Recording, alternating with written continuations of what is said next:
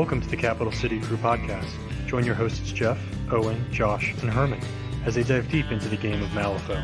Explore sophisticated strategies and creative combinations, but always remember in Malifaux, bad things happen. All right, welcome back everyone to another installment of the Capital City Crew podcast. This is Owen Best here again with my fellow friends and podcast mates, Jeff Mansker, Herman, and Josh. All right, so today we are coming back to do part 2 of our Explorers Society review. We're going to be going through Explorers Society. Yeah, we're going to be going through the remaining 4 masters, as well as some brief thoughts on the versatile models and the upgrades. So just like last time, we're not going to be deep diving. We're just going to be giving our initial thoughts, reactions to the models, to the fluff, to these keywords. So with that out of the way, which masters are we going through today, Jeff? Well, since we've already covered 4 of them, the last 4 that we have left are Lucas McCabe and the Wastrel keyword, Lord Cooper and the Apex keyword, Anya Lysarin and the Syndicate keyword, and English Ivan and the Dua keyword, and Umbra keyword, although English Ivan is not actually his name. All right. Well, let's go ahead and get us started with the returning master, who has been an Explorer Society master from the very beginning of this edition, and that is Lucas McCabe, Relic Hunter, in the Wastrel keyword. So what do we get now in Explorer Society to add to the Wastrel crew? Shafted? Oh, no. He gets some cool stuff. Which relic is that? He does. Yeah, that's what's yeah.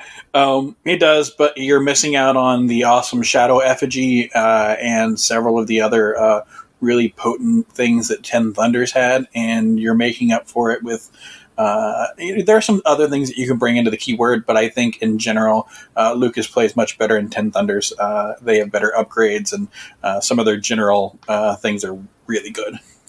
So the other thing to consider is he can now bring these Wastrel models when he's playing Ten Thunders. So do you think maybe Lucas is going to still be most often seen in Ten Thunders, but potentially pulling in some of his new Explorer Society brethren? I do. I think you're going to see that. I think you're probably going to see most of the lists remain the same, and they're just going to slot in probably Jesse if they want some Soulstones. That's the only reason why you're really going to be doing Explorer Society over Ten Thunders is if you're going to a tournament and you like Explorer Society and you're playing them, or you decide that you want to bring some botanists along. And there are a couple of things in Explorer Society that can help you out, but in general, I think he's better in Ten Thunders. Well, rather than comparing him across factions, why not compare him within factions? What's he bringing to Explorer Society that you're not seeing in the other 7 masters? Can you look at it from that perspective? He's fast. His crew's fast. He has some decent abilities to get around the board. And in the Explorer Society, that you're kind of there are some people that are joking around about this with the bellhop porter. Lucas McCabe can carry horses with him when he does ride with me because he's considered to be one size larger, so he can take size 3 things when he rides with me, which is an interesting mechanic. So you're making an already fast master even faster. I think the other thing he brings is the ability to bring his relics. Honestly, the time-worn blade with its precise is always pretty well. It's always good, and sometimes it's extremely good into the right matchups to deal with pretty much any kind of defensive ability in the game. So that's something that can be thrown on not just Wastrel models, but out of keyword Explorer Society models to really buff them up. Only minions. Yeah, and you can make those minions awesome. Well, and I think it's worth touching on the point that you said he was very fast. and that I know the different Wastrels have ways of teleporting around, things like that. And in the previous cast, at least, we talk about things like Jetsa that are very slow. And a lot of these models have like a very low movement value.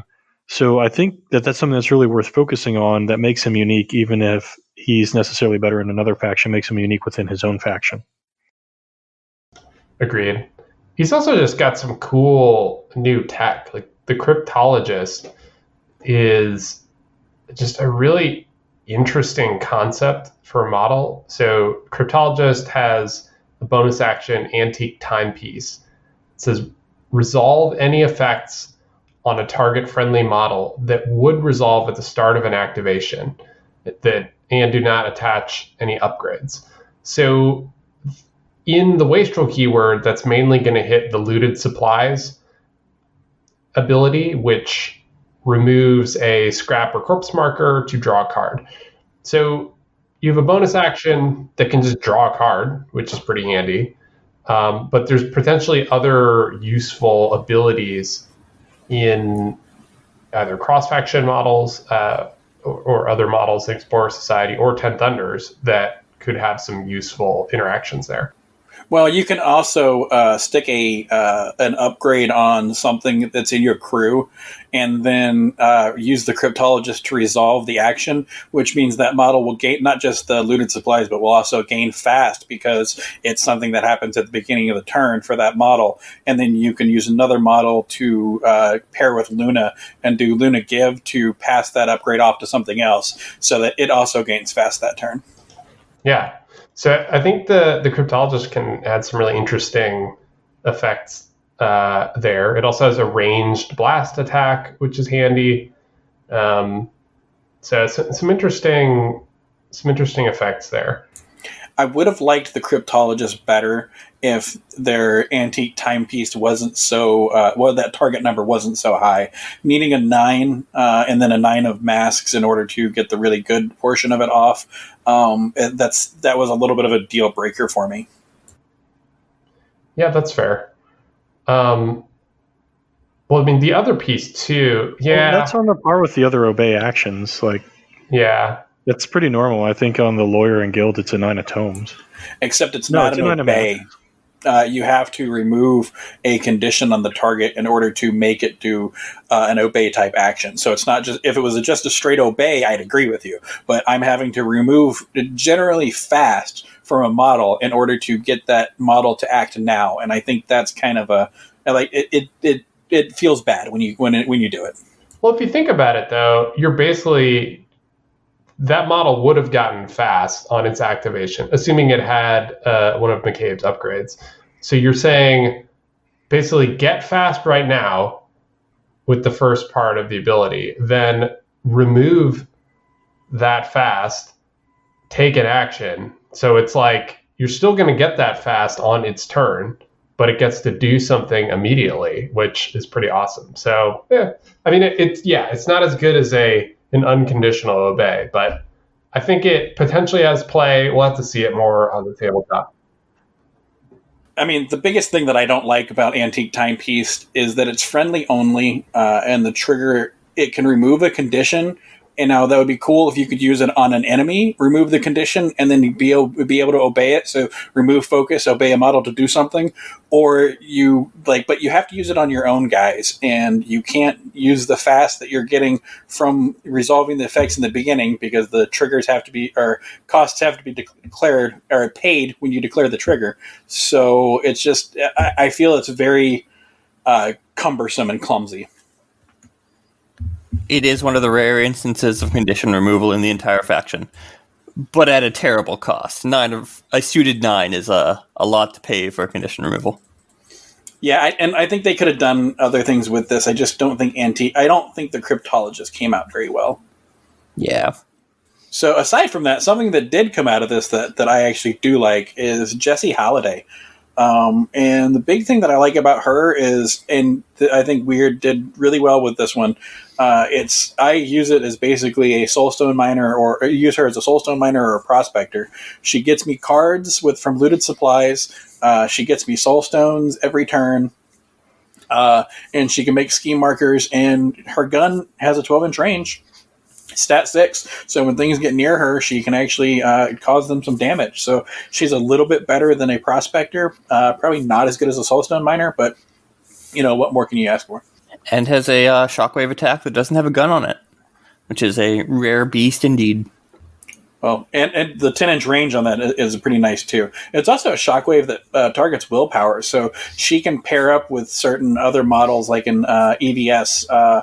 I forget which one it was, one of the ones with the Gibson the DeWalt? spears. No, EVS, one of the... Oh, yeah. The chick ship like people. Kira? No, it's the dude. The dude who's got the defensive aura. Harada, yeah. He has the negative willpower aura, so they can pair well together to give damage and distracted, and that distracted is something that that keyword EVS kind of wants anyway. It's pairs off of the whole distracted with showgirls type thing. So she's not a bad person to bring in other crews either. It's free soulstones, so she kind of pays. If she gets a soulstone every turn, she only costs you 2 net. So it's not bad. So one thing I think that's kind of curious with Wastrel is when you go back to 10 Thunders, you see that it's kind of McCabe, and then he's supported by a lot of their versatile models. Do you see the Wastrel synergies being stronger in Explorer Society, or do you see him still kind of following that, where you're taking McCabe and then you're kind of picking and choosing afterwards? There is one model that's a generalist that I think is going to be pretty good with McCabe, and that's the Botanist.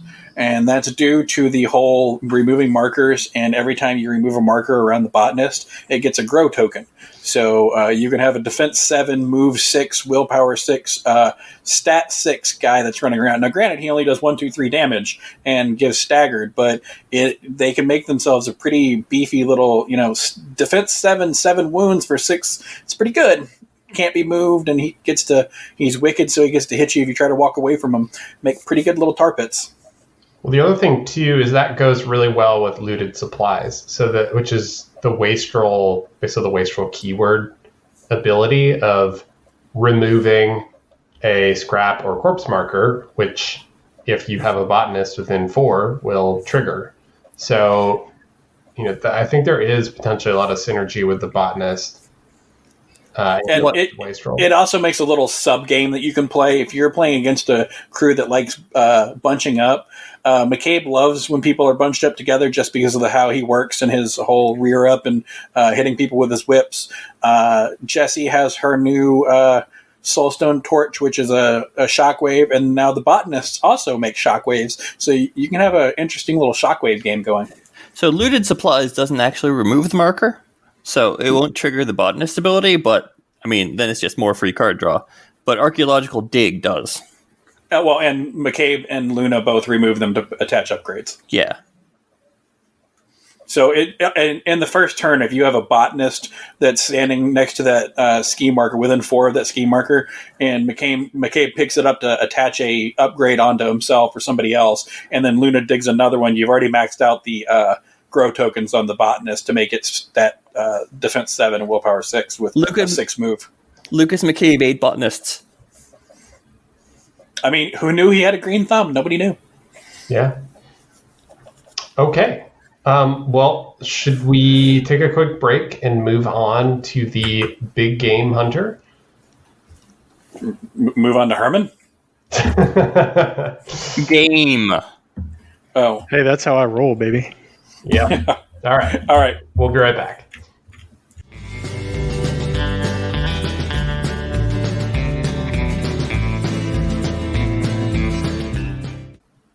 All right, welcome back, everyone. We are here to talk about our second master of this episode, and that is Mecha Teddy Roosevelt, a.k.a. Lord Cooper, a.k.a. Master of the Apex, the big game hunter. I like him. I think he's really fun. So what do you like about him? So there's a couple of things. When you first look at the crew, particularly if your name's Herman, you're going to think that the crew is very straightforward, that he does shooting, and that's one of the things that he does. But as I started playing this crew more, I got to realize that they're very nuanced, that there are multiple ways that you can play. You can play around with hazardous terrain effects and traps and things like that, utilizing the Oh, my brain's not, the Vitagi Huntsman and the Crypsis Core to extend the ranges of those. And the Vitagi Huntsman get to make things take shot attacks whenever you go through their traps. And then you can play a completely ranged game where you take the Crypsis Cores and the Lord Cooper and his guns and the Vitagi Huntsmen, and you're just shooting things at range, making a gun line. Or you can go melee focused with the Artisan and Uller are great scheme runners, but they're also pretty decent in combat with Malosaurus Rex and Model 9. Plus, Lord Cooper himself doesn't shy away from combat either. So, like, he's very nuanced in how you want to play him, and he can easily switch gears. So, in general, I think you're going to see a lot of Lord Cooper, and I think he's a very strong keyword. I mean, yeah, you're going to see a lot of him because he's pretty straightforward. I mean, they're going to come at you, and they're going to attack you. Or they're not going to come at you, and they're going to attack you. This is, the Nekama of whatever this faction is, ES. It's like their basic attack person. It's like a great one to start with, a great crew as a beginner, I like that they tried to have a different take on a range crew rather than just make everyone ignore concealment. The predatory instinct at least makes you have a trade-off between getting around negative flips and doing good damage, which I think is a good approach and allows for more versatility when your opponent is not standing in cover. Though, if you're going up against Lord Cooper, you should always just be standing in cover. Concealment, everything. The Runaways are the most amazing things ever that has ever been put in Malifaux.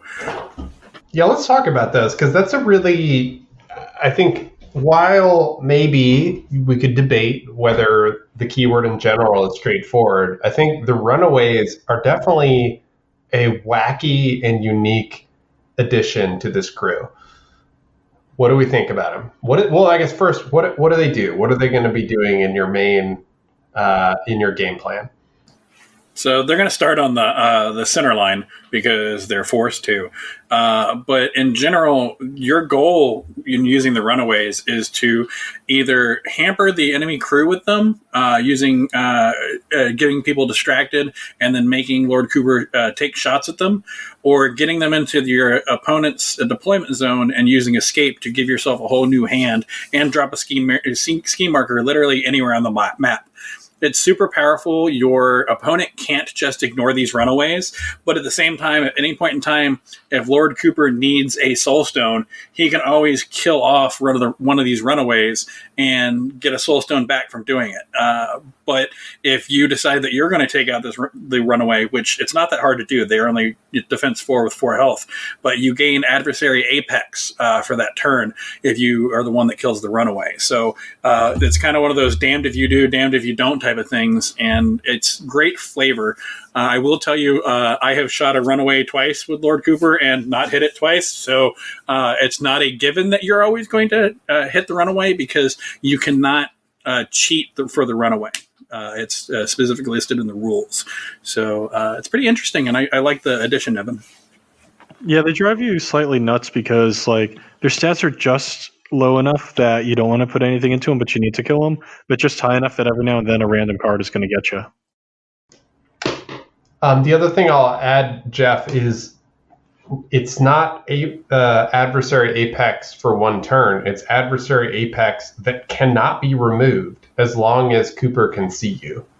Oh, good point. Yes. So that's pretty sweet, actually. My only complaint about them is that I wish they had some more the most dangerous game thematics, and if they killed Lord Cooper, they would get something. Because that would be awesome. I mean, but then you would just turn them around and have Lord Cooper cheat down all of his flips and die. I'm surprisingly okay with that. Okay. So, I mean, I think in the world of bad theme crews, you also could do a team up of McCabe and Cooper and then have all the dogs, right? You could have Luna, Artemis, Euler. It'd be pretty awesome from a theme perspective, at least. Let's not do that. The Runaways are minions, so you could even give them swords. That would be really funny. Fast Runaway with a sword. So if you are tuning into this podcast with the ideas of getting advanced tactics, don't listen to this section because this is all really bad ideas.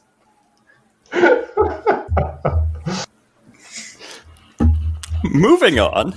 So moving on to good ideas, since we talked about the dogs, Artemis and Uller are just fantastic scheme runners.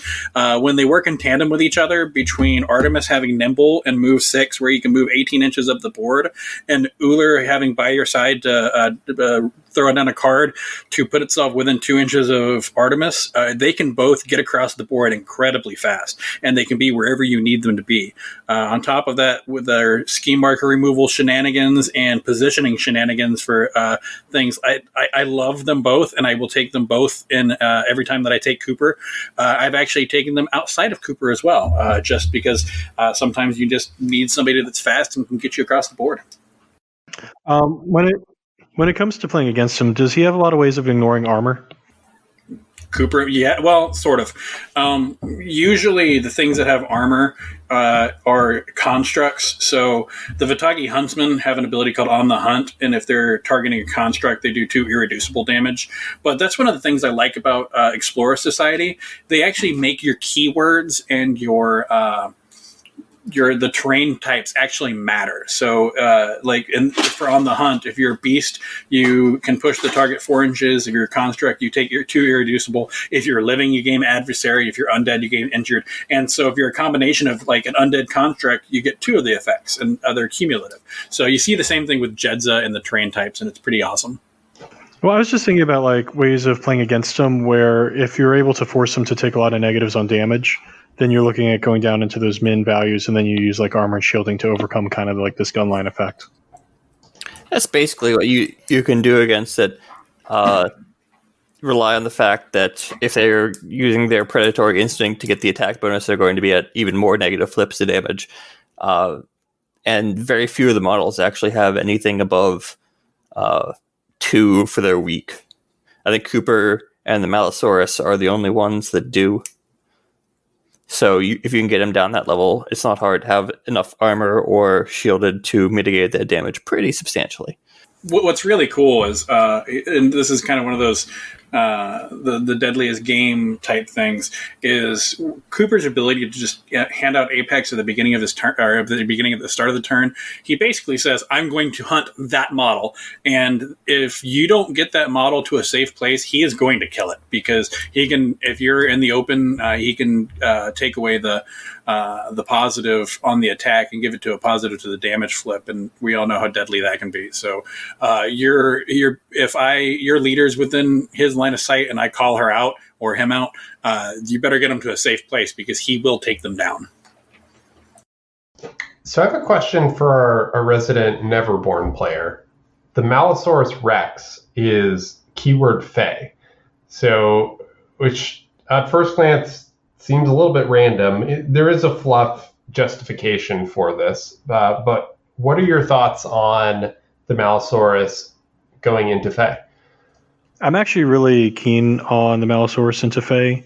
I think it synergizes really well with giving out the Crow, so you can get a lot of the Into the Thorns trigger, but also it brings something that's really kind of rare in Neverborn, which is Ruthless.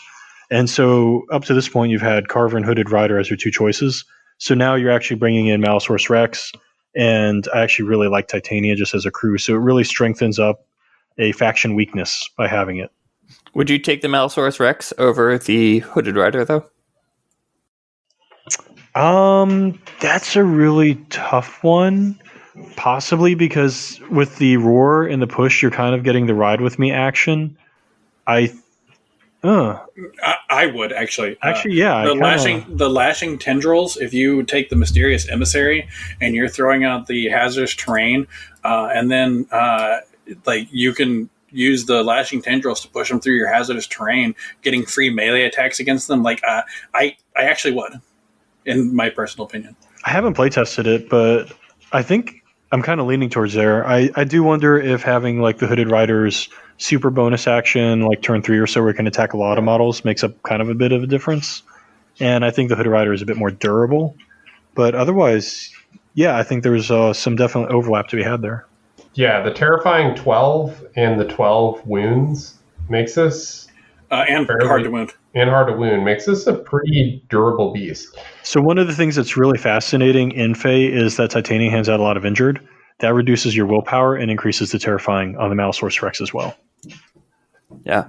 Though you want to be careful you're not running into something that can easily get ruthless, because defense 4, willpower 4, not the best. That's like resurrectionist defensive stat lines right there. I mean, with hard to wound and Titania can prevent it from taking severe damage. That helps a lot. Don't overlook his tail whip ability either. That target number 13 move duel or suffer 2 damage and staggered, and then you get to push the models 2 inches in any direction, so you can trigger those hazardous terrains. Plus, it extends his range by another 1 inch. So if you do this twice, the first one's a 2-inch pulse out of his 50 millimeter base. The next one's a 3-inch pulse. It's pretty good. So yeah, I think we're all thumbs up here on the Malosaurus Rex. Yeah, I mean, it's kind of funny that the two things in Explorer Society for Neverborn, which is the Damned and the Malosaurus, are hands down fantastic for the faction. I mean, I think overall Neverborn was a faction that up until this point, well, I think in the game up until the release of this book, we're suffering from a few key weaknesses. So it's nice that they're able to shore up Savage a bit, that I think was a little underpowered. And then Faye wasn't particularly bad, but I think this adds some interesting options. I think with Faye, you're going to have a problem with the Malosaurus Rex is 10. The Hooded Rider is 11. The Killjoy is 10. The Mysterious Emissary is 10. Like, there's a bunch of things that she wants, and she can't afford all of them. And it's not like her crew is cheap. Boltongans are crap. And the Autumn Knights are 7. So it's like you're already spending for really expensive models. She's going to be turned into a really elite crew. I mean, she was already kind of elite, and so you take Ill Omens in order to bump up that, whatever you call it, initiative flips. Yeah. But, so, I mean, she was already running elite, and Hooded Rider was already kind of running in with her because it had so much synergy. And I think the big thing is, like, I never really took Killjoy a lot with her. I don't know if that's... Oh, for shame. Whatever. So I think it's a substitute rather than an add to the crew. You're going to take something out to put the Malosaurus in. Well, we should probably get back to Explorer Society, but I will say I did love taking Killjoy with Titania and putting his upgrade on Titania to where she would summon a marker underneath herself, and then if you came in on her, you were just taking hazardous damage terrain from the terrain all around you. So that was one of those things that I liked, but Killjoy's a little expensive for that. Yeah, it's a really expensive thing for it. It's a lot of money for a little bit of hazardous terrain. I mean, it works so well, though. So yeah, taking it back to Apex specifically, any closing thoughts on Apex before we move on to the next master? Yeah, I'm not 100% sold on Model 9. We didn't really talk a whole lot about Apex here, but Model 9 is... We mostly talked about Titania. He's... We should. I think the cost is a little high for what you're getting out of him. 9 Soulstones for a 245 damage model, and he's got some good stuff that he can bring to the table. But in general, I feel the couple of times that I've used him, I always felt like he was a little too expensive for what he is. I don't know. Armor 2, Defense 6 Henchman. That's going to be kind of a tank, which is something that the keyword as a whole doesn't really have. Well, I mean, the thing is, I think he kind of runs to the backfield and tries to hunt through some of the support models. Well, the X marks the spot could also help out, like removing the friendly fire, helping your gun line be better. Yeah, but I mean, in general, the biggest thing I found in this keyword that I liked were the Vitagi Huntsmen. Just them being able to draw a card when starting next to other models, them putting up hazardous terrain that also gives out injured. And then, they can throw that up to 8 inches away from them. They can get around armor if you're a construct. They're a 12-inch shot, and there's just nothing that isn't good about these models. They're just great. And then to set up a kill, if your opponent's not paying attention, getting a free shot from Lord Cooper is always fun. Well, I think, too, the other thing about the Apex keyword is just the big game hunter aesthetic is a type of aesthetic of the time period that hadn't really been represented in Malifaux. And so I think people are going to really enjoy the character of these models. So I think there's just a lot of really cool stuff you can do with this, and it's just a fun keyword. And if you don't say tally ho at least once in your game, I'll be disappointed. Exactly. Do not listen to him. Oh, well, you just need to sally forth there. All Get right. out. And on that note, we are going to sally forth and head over to talk about the Syndicate, our awesome representative from the United States. So kicking that off, we're going to have Josh talk about that when we get back from the break. So, Boo, not Josh.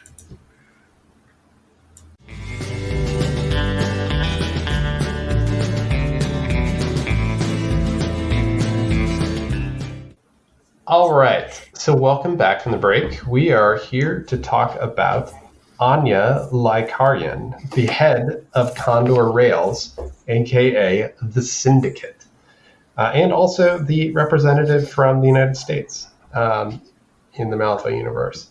So to kick things off, we have Josh giving us a run through. What is the Syndicate all about? And, when I initially looked at the Syndicate, I was like, what is this even trying to do? You're trying to pull off the whole the Master's Totem is the actual powerful model kind of thing, and it doesn't look very resilient, and all her models are taking damage to do stuff. So I was very dubious about her effectiveness initially, and then I played her a couple times. And I played her into some really bad matchups, and the crew, when put together properly, does really well. Anya Lycarian is all about really inconveniencing your opponent, dropping hazardous terrain all over the place, and preventing your opponent from properly synergizing with its own crew. The big trick in Anya's crew is the expansionist ability on her, which, if this model is the crew's leader, enemy models treat friendly scheme markers within line of sight as hazardous terrain, both on the marker and in a 1-inch aura surrounding the marker.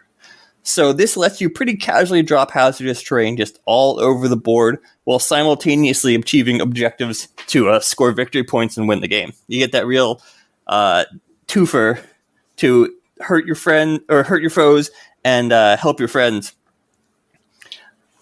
He's friends with Herman, so he really likes hurting his friends. Yeah. Ooh. But Harsh, but true. on the topic of hurting your friends and harming your foes, the other big keyword ability is the Price of Progress, which lets models with that ability suffer 1 damage when they're declaring an action to add any 1 suit to their duel totals. And this just lets you casually get triggers all over the place in the crew. And Anya herself has, on her primary attack, a trigger at every single suit, and good triggers too. Talking Siphon Life, Surge, Stunning Strike to prevent your opponent from declaring triggers. It lets you really easily get the exact suits you need exactly when you need them. And her other really awesome ability, and this is the one that just vexes people all over the place, is Hostile Work Environment. And this is the same ability that you find on Sparks, that you find on Anna Lovelace, to prevent enemies from targeting other enemy models with actions. So you can just drop Anya in the middle of your opponent's crew, drop a bunch of hazardous terrain that really inconveniences them, and prevent them from healing their own models. It's a really, really nasty set of powers. How are you keeping her alive while you're doing that? That's the rub. The flip side to this is that she is incredibly squishy. 10 wounds, hard to kill being her only passive endogenous defensive feature. So I guess they shunted all of the defensive features in this crew onto her totem, which we'll get to in a second. But they gave her some awesome stuff to compensate. A stat 7 Ancestral Tomahawk that you can use Price of Progress to auto-trigger Siphon Life for a 3/4/5 damage attack. That also lets you look at the top card of your Fate deck and discard it if you wish. Some other awesome abilities, Bleeding Edge, which lets you drop it's a gun attack, 6-inch range, lets you drop a ski marker completely within range, and enemy models between Anya and the ski marker have it pass a defense duel or suffer 2 damage. And the TN of that defense duel is equal to the final duel total for the action, so you can get it up to oppressively high levels for that TN. Not really. The stat's 4, so the most that you can get with it is 18. And 18 defense duel is a pretty high defense duel. And she can use one of the triggers, Steal Momentum, to place into contact with that ski marker, which can make her extremely fast. Let's talk about the other henchmen too. Well, we should talk about the totem first, because her totem is badass. So just to interject really quick before we move on for her, Yeah. like I realize this sounds really stupid, but when I looked at her last name, I thought she was going to be a werewolf. I did too, and I was hoping. I was really disappointed to see that. Sad. No, instead she has a giant flying robot bird.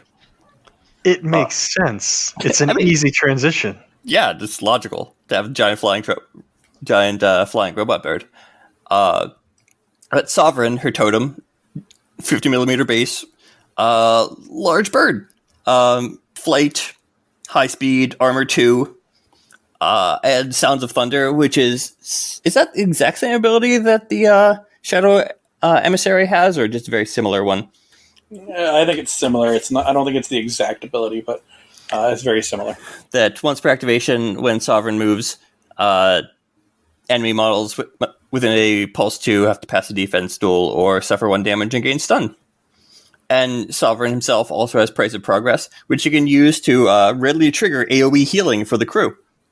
Which is and apparently this stupid mechanical bird stole all of the willpower from the rest of Explorer Society because it has a freaking willpower of 7. The bird split it with Jedza. They went about halfsies on that. One got 8, one got 7, and everyone else is like 3s and 4s. Yeah, I mean, one thing I see with the bird though is like it's armor 2 but defense 4. So if you bring something that can specifically pick on it, it's going to go down really quick. It's true. Except it's move 7 with Fly With Me, and it has flight, so I'm just going to avoid your models that ignore armor. That is the goal in that case. Not always possible, but that's the goal. Moving down into a crew, the general theme you see for a lot of these is a bunch of really excellent triggers to do a wide range of cool effects that with Price of Progress you can just do on demand. You're talking about Glory of Ridley? Glory of Ridley on Sovereign, which is an AoE heal for other Syndicate models. Can't target, or won't hit Sovereign himself, but can hit everyone else, so they can Price of Progress a bunch, and Sovereign can heal them back up. And that's on both the attacks and on the tactical actions. So if you just have a moderate tome in hand, you can do it without even having to Price of Progress on Ridley himself, or Price of Progress on Sovereign himself. So is it fair to kind of say that, like, reading through the cards, you're not going to see the actual synergies between them, but you put them on the table and they become a very competent crew because they have this ability to kind of get all the things that they want at the right time?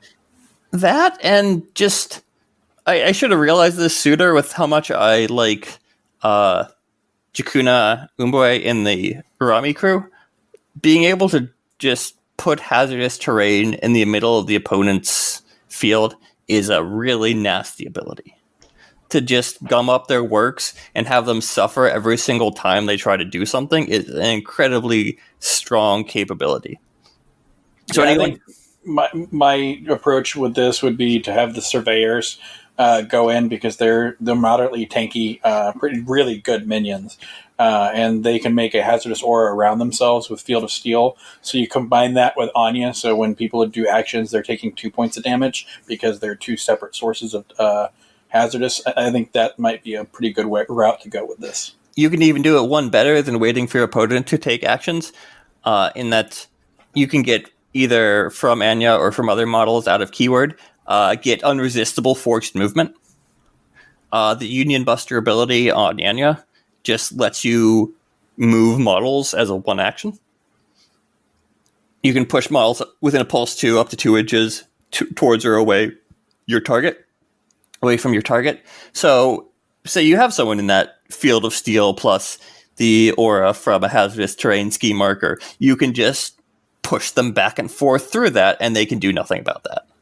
So it's possible if you get the full-on wombo combo of all the different hazardous terrains, you can just automatically do 9 damage to someone as a master activation, which is honestly pretty cool. It's keep in mind, cool. There's also the Grave Goo, which can make a piece of terrain both hazardous one and poison. So if you combine the 3 of them, that's not too shabby. You can do some kind of ridiculous stuff. The absurdity of things you can do with this extends to her henchman as well. Winston Finnegan, I think, is going to be a model you see in a range of different crews because he just brings a lot to the table. Like you mentioned before, these models just bring a lot to the table. Finnegan has Arcane Reservoir, Celebrity, Don't Mind Me, Dirigible Ride, which is his bonus action, lets you target a model that's size 2 or less and place them within 4 inches. And it's an attack so you can use on friendly or enemy models, and has a variety of excellent triggers attached with it. So for 9 Soulstones out of keyword or 8 Soulstones in, I can see him showing up all over the place just for the range of utility that he brings to that. So, question about him. I know he was one of the first Explorer Society models that was spoiled in the lead up to the release. And I remember when he first came out, the initial reaction was, oh my God, what is this guy? He's so busted. He has all these crazy abilities. Like, is Explorer Society... He's pretty good. Yeah. So, I mean, now that we see him in the context of the Syndicate keyword, do we still think he's really strong? Have we amended that opinion that he's no. So all of your fears were completely justified and founded. 100%. Pretty much, yeah. He's very, very good, and I take him out of keyword as an example. If you take him with Nexus, Dirigible Ride can move her up the field. She same thing with Jedza, just an additional push. Fortune's Favor lets you kind of sculpt your deck, and you can put things back, or you can get rid of it, and he gets to move while doing it. And we've all been in that special situation where it's towards the end of the turn, you have low cards in your hand and nothing else, and you're like, well, let's see if I can get this, sharp wit off on this model that's in front of me with my, see if I can get the slow off. And you flip low, your opponent flips high, and there's nothing you can do about it. But if you have a crow in your hand, you can just throw that down and you get a free soulstone out of it. Yeah. So that's pretty cool. He is also pretty cool. The only, I would say, 2 weak parts in the keyword currently, the operatives are okay. They bring some neat stuff, and the infiltrator ability, which lets them count as enemy models for the purpose of effects triggered by enemy models, is kind of neat, but situational. Their Department of Ungentlemanly Affairs dual keyword, so they also get the Ungentlemanly Affairs ability. But beyond that, they're okay. The other downside to the keyword is that there aren't that many models to it. I feel as though they're missing a bunch of stuff, because there's 5 or 6 Syndicate models versus the 8 or 9 for other keywords. I think folks are going to have to bring in versatiles into this. I mean, surveyors seem pretty strong just as they are. And operatives do not. I mean, they have arson, which arson is counterintuitive to what you want to do. because you would have put out the ski markers causing hazardous auras all over the place, and your operatives are blowing that up. Yeah, but I mean, you could get the value off the hazard and then blow it up for more value, right? Or blow up the enemy ski markers. Like, Potentially. I think of the times that I've faced Iggy, and Iggy can really warp the scheme pool of scheme marker focused scheme pools. So having that range. There's a difference between the operative and Iggy. Iggy can give himself fast and can cover really large ranges. Where I think the operative is a very niche pick, and that's because of the infiltration ability. There are some crews that have really good auras, and she can choose to be affected by those auras as if she was a friendly player. But it's going to be one of those things where we need to declare Syndicate, or you declare. I think their other keyword is Dua, Umbra. Mm-hmm. So when you declare that, you're gonna declare your master, and then you're gonna be like, okay, this is a crew that relies on auras that are really good. So I'm gonna slot in one of these operatives because it's going to help me out in the long run. But aside from that, that's kind of the only real pick that I see for them. The big out of keyword pick that I have for Syndicate is Mikhail 16 from Seeker. Mikhail 32? No, that's a couple iterations down the road. Unless you're going in binary, and then it's just the next one. No, so like I said, the big downside to Anya is that her defensive features are kind of garbage. And Mikhail just brings defensive features that synergize amazingly well with Syndicate in spades. You can use Chronicle Protection to teleport Mikhail up the board, because you'll be damaging your own guys. So when you start dropping AoE healing, hitting multiples of your guys, you can pick one to teleport Mikhail to compensate for his generally low movement speed. He brings additional healing, which, again, offsetting the price of progress that you're going to be want to use on a lot of your guys. And Caught in the Ring is just a spectacular tanking ability all around. So you can get him up in there, have him and Anya basically duo your enemy's entire crew. Maybe that's a little bit of an exaggeration, but they can take a lot while preventing your opponent from doing stuff like healing up their own models, since they can't target their friendly models thanks to hostile work environment. So what you're saying is Mikhail strung like bear? No? Yes, I would say that. That's in my professional capacity. Yes. Also, my father's legacy on Mikhail, more irresistible forced movement that you could just run your opponent's models through hazardous terrain ski markers. So the synergies are really strong between those two, between Mikhail and the Syndicate keyword. I mean, and what else are you going to spend your soul stones on? Because there's not really a whole lot of models in Syndicate right now. Take Mikhail twice. Okay. I mean, if we're cheating, you might as well bring, I don't know, go ahead and bring English Ivan with you, because he synergizes really well with the crew. That's not cheating. You can just do that. That's just in the rules. So speaking of Seeker, though, so you talked about bringing in some Seeker models into Syndicate, but do you think you would ever take any of these Seeker models from Syndicate into your Seeker crews? Well, yes, because Winston Finnegan is really good, and the Surveyors are part of the Seeker crew. So, yes. Yeah, those two are basically the only ones you would really think about taking. Anya loses out on Expansionist if you took her as a second master. Corvus Rook is... I need to try out Corvus Rook. I just look at him, and 0-inch melee just turns me off. I get the as slippery, so he's hard to melee back, but 0-inch melee just is not something I am a fan of. I've used him twice, once in my test of Syndicate and then in one of my English Ivan games, and he never had a huge impact. There are some people that love him that I've seen that have been talking about him, but he's not somebody that had a huge impact in my games. But at the same time, he's still only 8, which is one more than an Autumn Knight. So he's 9. Oh, is he 9? Yeah. That's two more than an Autumn Knight, which is That's apparently two more our than an Autumn Knight. unit of Fuck measurement. that guy.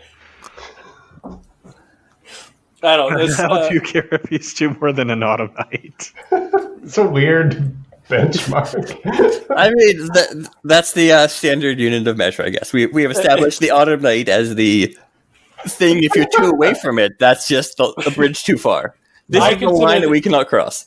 I consider the Autumn Knight to be a very middle range 7 Soulstone model. So, as far as minions go, so if you are above the cost of an you're Autumn a Knight, henchman in a completely different faction, and 2 Soulstones more. we'll compare you. The math checks out. I'm sorry, that's just science. oh, shut your pie holes. Silence your speed hole. So I did talk about Corvus Rook previously, and I think there's a lot of card room on the back taken up by pressure, and I don't think pressure is a good ability. So I think that's why Corvus Rook kind of suffers, to be honest. So, all right. So we've got Corvus Rook and the Operative that are both Department of Ungentlemanly Affairs. Do we want to segue into that keyword? Let's segue into some ungentlemanly affairs. Maybe after the break. All right. Well, let's do that.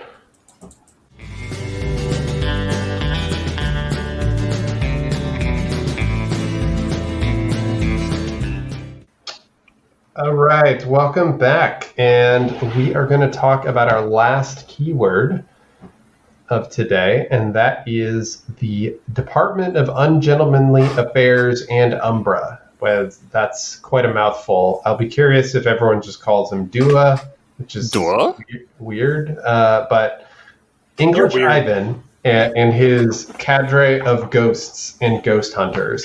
They're not ghosts. That's different. They are shadow creatures. Thank you. Do they bust them? What? You can't bust shadow creatures. They're not ghosts. Who's afraid of a shadow creature, though? English Ivan is afraid of the shadow. Like, read his lore. He's afraid of them. Ironically enough, English Ivan. I ain't afraid of no. Anyways, so you have played him a couple times now, Jeff. What are your thoughts? I think English Ivan is going to emerge as the top master within the Explorer Society. Hot takes. Heard it here first. Right there. I hate it, but I have to second that.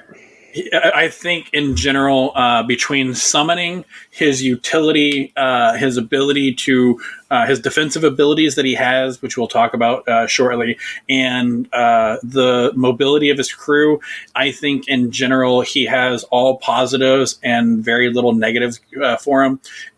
His summoning itself is not, it's not the best summoning that's out there. He's not a Karai, but between being able to damage and get a summon off, it's a little difficult. You have to set things up, but between that and him putting out half of his crew, making concealment all across the board, him getting and his Dua models getting bonuses from concealment.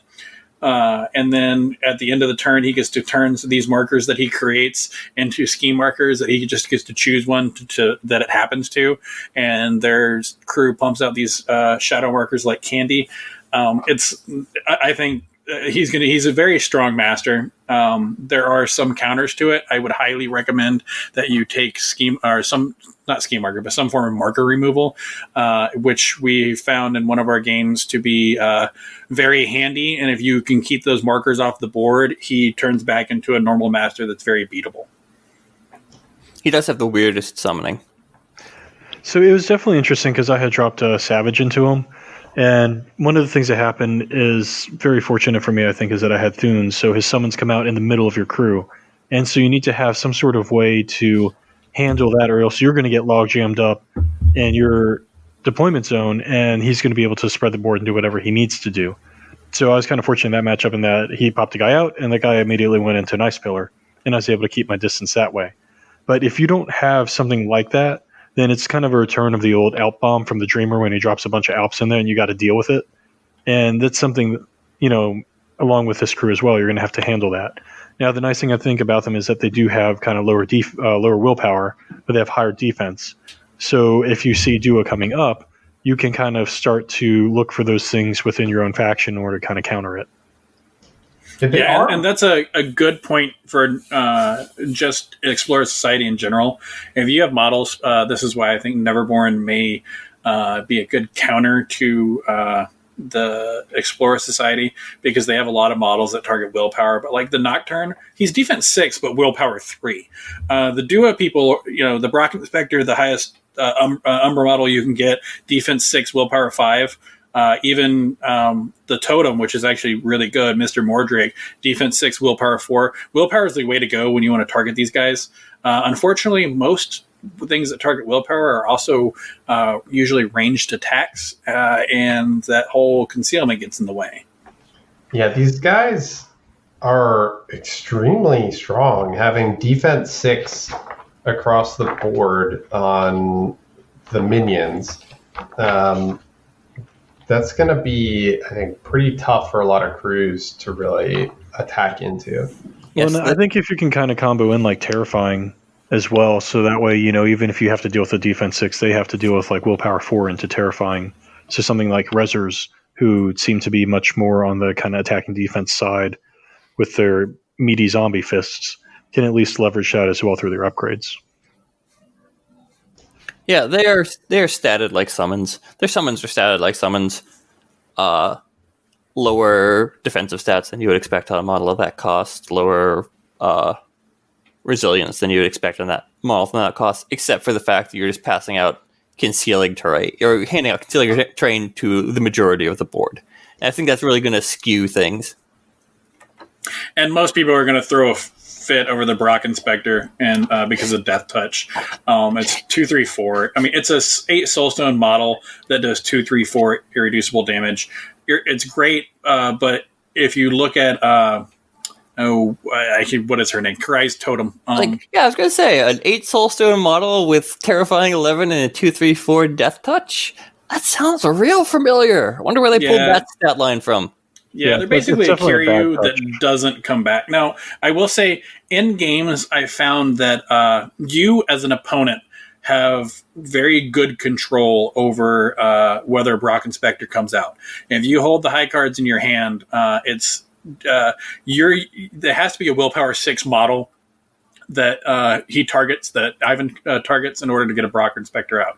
His stat is also 6, so you just have to beat his stat, and you guys are evenly matched at that point. He can't target something that has lower willpower, a 5 or lower, and bring out a Brock Inspector. So they're difficult to bring out, and I don't think the Brock Inspectors themselves are game breaking. I think the big problem that you're going to have is the whole Born of Shadow from all these things where they do the concealing terrain, and you mix that in with their ungentlemanly affairs where they're gaining positives from the negatives from all those things. That's where things are a little more difficult to overcome. So, question, Jeff. Gibson DeWalt has the ability to debuff opponents that have the distracted condition to give them a negative to their duels. Have you ever tried to combine that with English Ivan to try to get a summon off on a higher willpower model with just a lower crow, because you can put them on negative flips to their defense? I haven't really needed to. I usually had put in a 12 or 13, but it's my go-to summon is almost always the Deva, because it can come in. It's basically a souped-up Alp that sticks with you. I love the Devas. I think they're great, and I would usually choose a Deva over a Brock Inspector unless the target specifically had armor or something that I needed to get through. I mean, one of the other things is, like, when you're looking at going into this, you can take Gravity Well, which will cover a lot of you from any of these summon attacks, and then like Stealth, like something like Zoraida, where a lot of her keyword has Stealth, because this is an attack, and it's something where he has to put it on you. So you have kind of all these different controls that you can do with it as well. And this is one of those things where at first people are going to play English Ivan and people are going to say that he's broken. Then you're going to have some people that play English Ivan and say that he's like really underpowered. And in these cases, both of those things are going to be true. Because you're going to have people that bring the counters to English Ivan, and you're going to it's going to be a learning curve for the people that play Ivan. First, they're going to come in and just kick the crap out of everything. They're going to come in and they're going to find that they're getting the crap kicked out of them. And then they're going to realize that all these Umbra models that are there, you don't have to summon them. You can hire them into your crew. So bringing in a Brock Inspector into your crew just to bring them in is not a bad idea. These Nocturnes are very fast. They're like very fast scheme runners, and they are not bad scheme runners. They're mobile concealment things that can run around and drop ski markers. So just keep that in mind when you're playing. That they're not there just as summons. You can actually use them as models in your crew. So the tech to oppose English Ivan is not particularly evenly distributed across factions. So Gravity Well is not a ubiquitous power.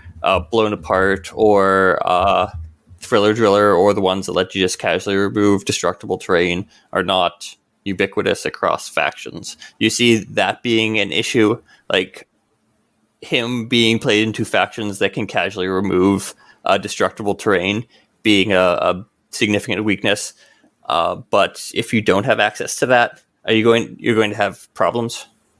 I mean, Neverborn is you must have some way of removing those effectively. And for Neverborn, as it stands, the only thing that exists there is Poltergeist. So you're either bringing in a Pandora and a Poltergeist into whatever crew that you've declared, or you're having to kind of play his game.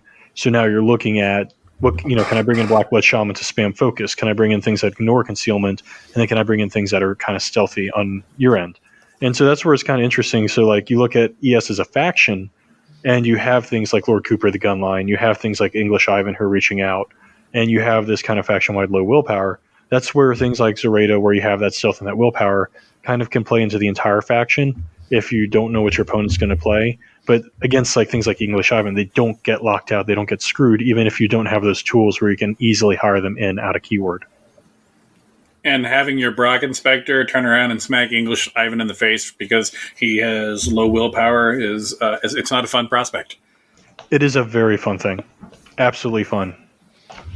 Just keep in mind, if you ever pull that combo off where English Ivan can get rid of a shadow marker to reduce the damage to 0, irreducible can't be reduced.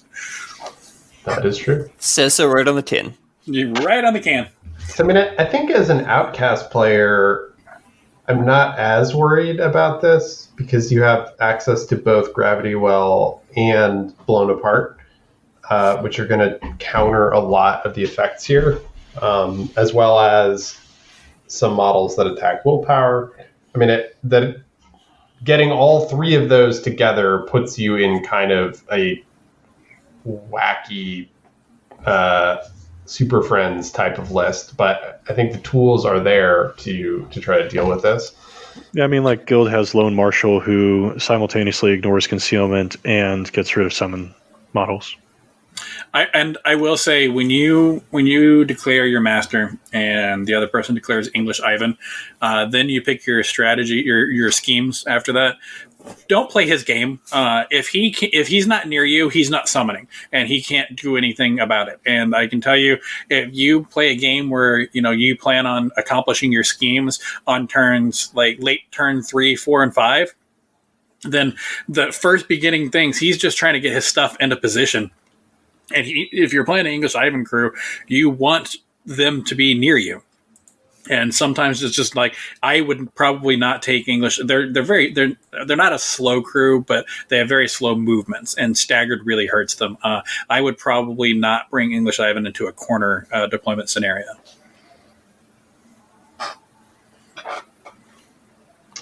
All right. So shall we move on to the last two parts of Explorer Society? Any final thoughts on English Ivan before we do?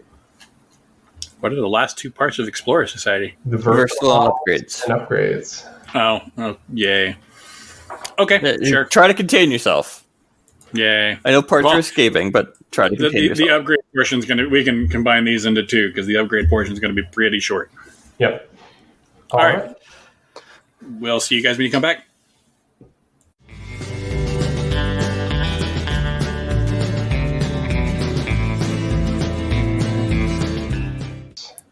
All right, welcome back. We are here for the final segment of our Explorer Society quick overview, and that is to talk about versatile models and upgrades. So we're going to kick things off with the hopeful prospect. Thoughts on the hopeful prospect? Token source of generally applicable condition removal in the entire faction. Which is, I mean, that's pretty good to have in a 4-point versatile model. Yeah, no, that is a strong tender with a trigger for healing. Is pretty solid.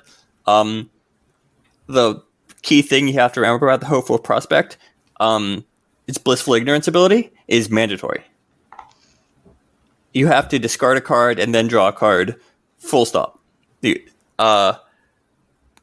cool thing about that is that if you have no cards in hand, you discard nothing and then draw a card. And that's an awesome ability to have on a Forest Soulstone Martyr that you want to activate late in the round anyway, because you typically get conditions as you go through the turn.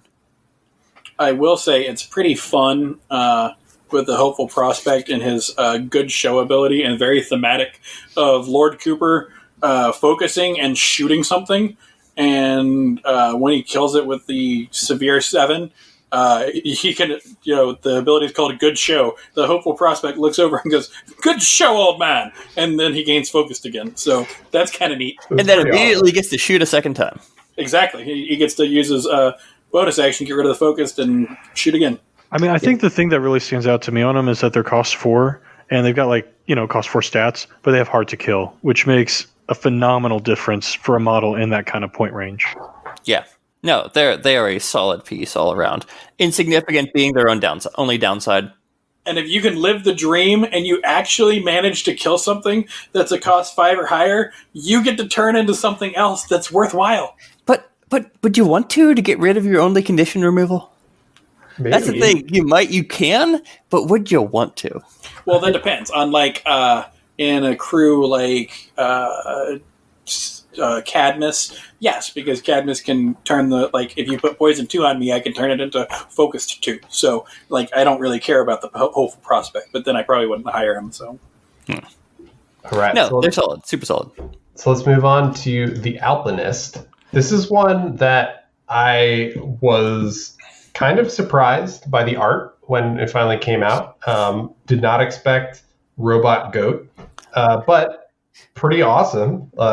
He's a pretty cool guy. He probably would have fun hanging out with Jedza's skeleton donkey. Tin Feast should have been the tip off for us. Yeah. But yeah, what do we think of the Alpinist? I really haven't used them very much because every time I look at their card, I'm just kind of like, whatever. They don't stick out to me as anything. Maybe and I haven't, like I said, I haven't played them a whole lot, but there's nothing that really sticks out to me as super fantastic. So I'm just kind of never really bothered to bring them. I mean, maybe climbing gear? Climbing gear, if you think you're going to be going into a crew that is dropping terrain a lot. If you're going up against your Fae, you're going up against your Syndicate, where you can bring in something that lets people ignore hazardous terrain. That would be kind of cool. Other than that, they have a bunch of neat stuff, but nothing essential. Because for some strange reason, you get to ignore that poison swamp by having a mechanical goat. I mean, logically. Yeah. That's just... I mean, okay. They're only 5 points. They have move 5. They're armor 1. I could see them. I mean, they're nothing special, but they're not bad either. They're just kind of there. You bring them against Mei Fang and just eat all of her jump nodes. Yep. I mean, they're an enforcer, so you can only bring 1. But it would be really cool if you could bring an army of mechanical goats. That would have been cool. That would be funny. I don't know who the hell built the mechanical goat and was like, let's stop at 1. I think that's just the sane and healthy number to stop out with mechanical goats. Can we recognize that there is a flower on top of the mechanical goat? I mean, it's pretty awesome. All right, so moving on. So we already talked about the botanist, so we'll skip the botanist. Never skip the botanists. Skip the botanist. All right, skip the botanist. Let's go on to the bellhop porter. This guy is actually This thing's going to be hilarious to bring around, but he's actually useful on the table. Between extended reach, stopping charge actions, give them a lift where McCabe's now carrying horses with him for some strange reason, and his ability to throw junk. This is one of those... the trigger on throw junk is actually really good, because a lot of these crews rely on markers, not the horrible... or Syndicate models, but all the other ones that actually use markers, he can make another marker. Like, you just drop it in place with the target in base contact with them. Like, so I think the Bellhop Porter you're going to see a lot of play from. Yeah, and he's just a cool looking dude. Like, what a wacky looking model. Like, he's got cool abilities.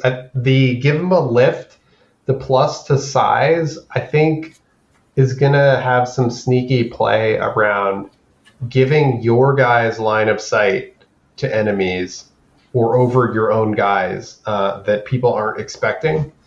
So I think there's definitely going to be some interesting use of this guy.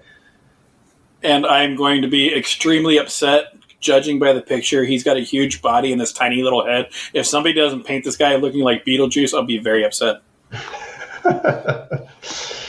One thing I actually do think is really interesting about him is his tag out on I've Got Your Back, because he does have extended reach and he does have a 2-inch reach. He can actually jack up your opponent kind of badly as well, just with positioning in that sense.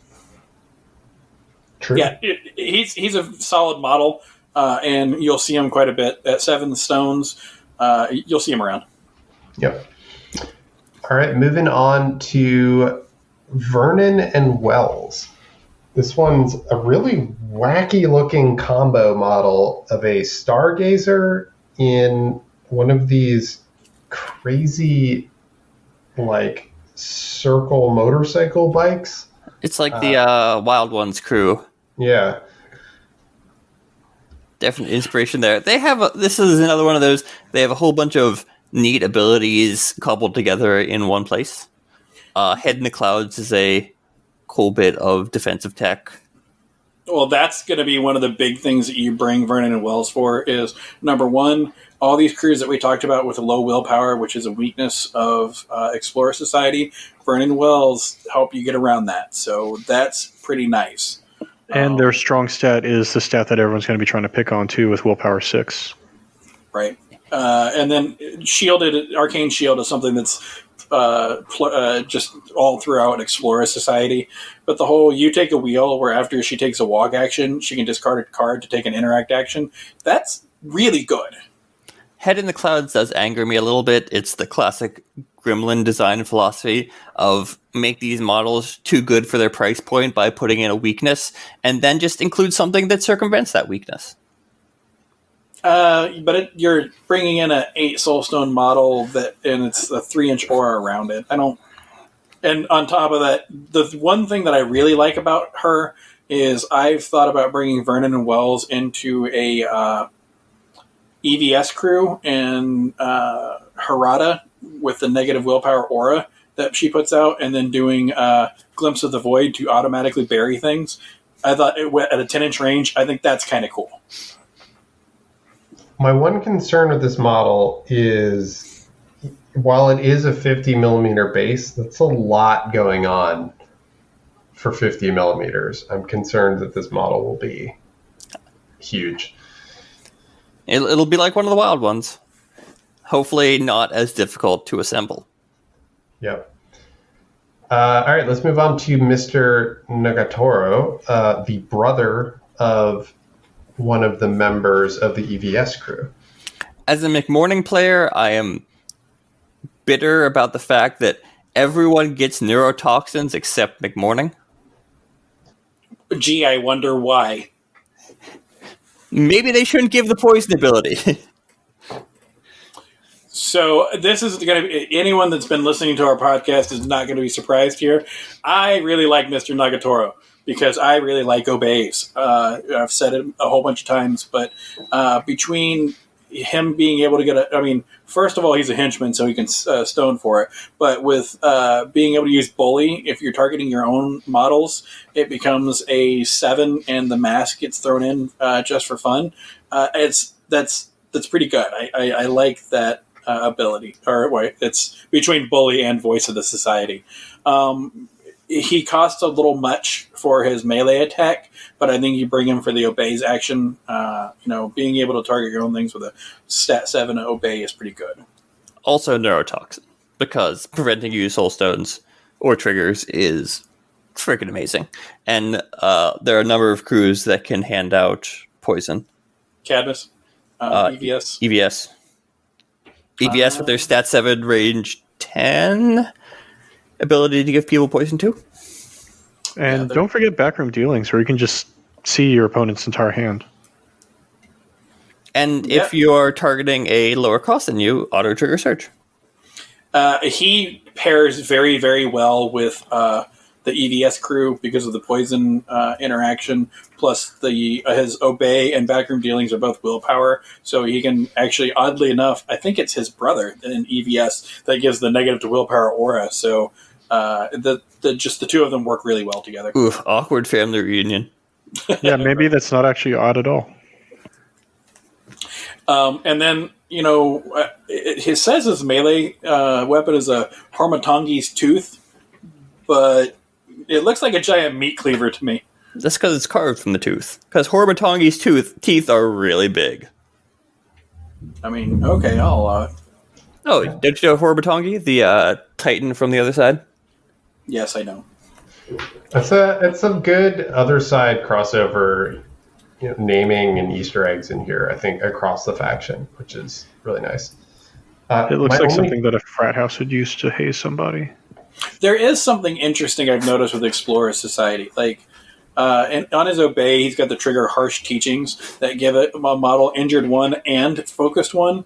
So, you got to pick and choose when you want to use that, and it kind of gives you something that you can kind of play around with. But getting back to the fraternities that Herman interacts with, I have serious concerns. Well, I'm curious what Owen's comment was about to be. Yeah, so my only complaint artwork-wise on him is I don't understand why his suspenders are not on. He's wearing his vest, and you would wear suspenders under it. And it's just confusing. Steampunk. Steampunk. It makes no sense. You're lucky he doesn't have goggles. Goggles everywhere. Yeah, fair. I don't see the suspenders. I'm looking at the card. No, it's not on the card. In the book, in the full-length art. Hold on, now I'm going to have to go get my... It's as if on the card they cut off to hide their shame. Indeed. Yeah, it's really convenient that they left that off the card. Yeah. Lack of suspenders. All right, so let's move on to the effigy and the emissary. We'll do them together. Thoughts on them? So, I think the emissary is good. My problem every time I've used him is getting him into a place where he is useful. That a lot of his stuff is fairly short range or melee range stuff, but he has no real mobility tricks and is only average movement. So getting him in place is awkward. So I think he might be a prime candidate for taking the effigy with the upgrade. Because Lead the Way is, on the Intrepid Effigy, is a really great early game power that lets you speed up models in your crew, and then late game you turn them into a giant tanky beatstick. I love Lead the Way with Accomplice because you can kind of do a 1-2 punch where your opponent thinks that they're safe, and it turns out that they're not at all. Yes. So I think I think they're both good models, but it might be one of the instances where upgrading from the effigy or the effigy with the upgrade is the way to go, at least in my opinion. I wouldn't even, in some instances, I just bring the effigy without the upgrade because between Lead the Way and you're mostly bringing him around for the Aura of Courage, and his Lead the Way is, in my opinion, distinctly. You can move minions around where the Intimidating Roar, you get 2 inches, but you can't move minions anymore because you're giving them slow. So I actually like the effigy more than the emissary. Yeah, I like them both. So I've been using the emissary in my annual Karen games. Again, bringing more tanking to compensate for her generic squishiness. And when he gets up into melee, he's real nasty. It just takes effort. We'll get into more stuff in our deep dives with these things, but doing something like with the Intrepid Effigy, hitting one of your own models with his torch to do 1 point of damage and give it burning, and then you get the trigger to give something focused, and then when Nexus goes, Nexus goes, she changes the burning into another focused, and the whole time the Aura of Courage is on. So if you pass the duel by 2 or more, you automatically heal the damage that's been done. Like, he's got a lot of stuff going for him, and he's pretty awesome. I like the little dude. All right, so I think that taps out the versatile models that are only versatile. So let's move on to the upgrades. So we've got 3 of them as usual. So same deal as most, or as all the other factions. 3 2-stone upgrades that you can take 2 each of. We'll start with the Flush with Cash upgrade. This is the one that provides some defensive tech, the bribery ability, where after the model is targeted by an enemy model, you can basically discard a soul stone to cancel that one. No, you give the soul stone to your opponent. Yes. You give your opponent a soul stone once per turn to cancel an attack. So this will pop up in isolated situations where people will complain and will whine about it, but in general, it's not a good ability. Bribery is, you don't want to give your opponent a soul stone. If you're in a position where you need to use this ability to give your opponent a soul stone, you're probably losing the game already as it is.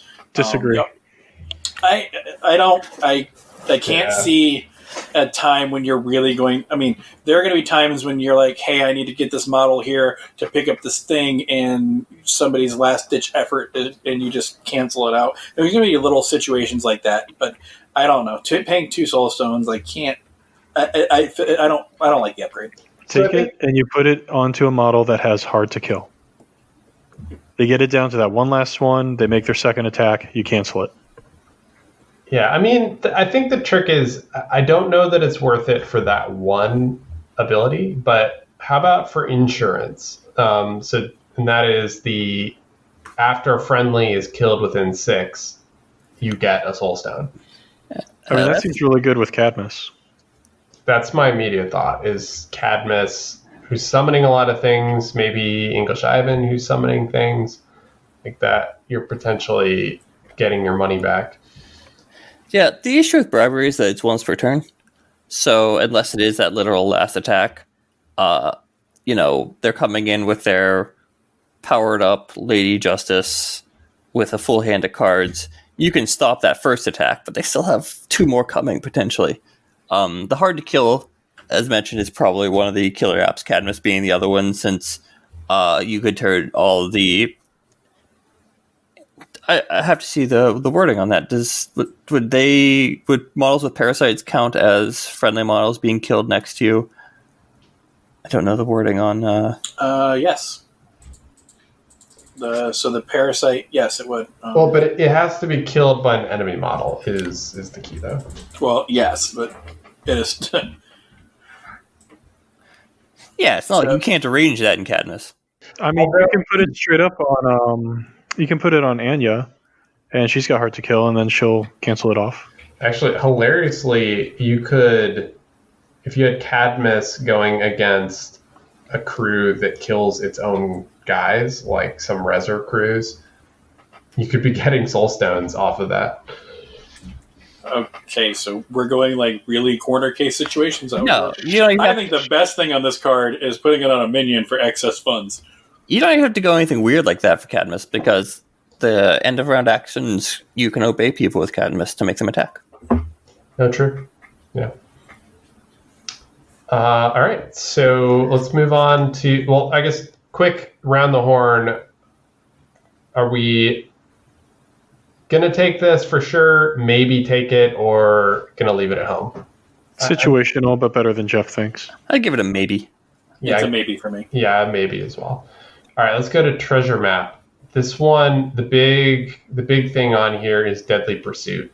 So the model with this upgrade can push 4 inches at the end phase. It also has a 1 inch remove target marker.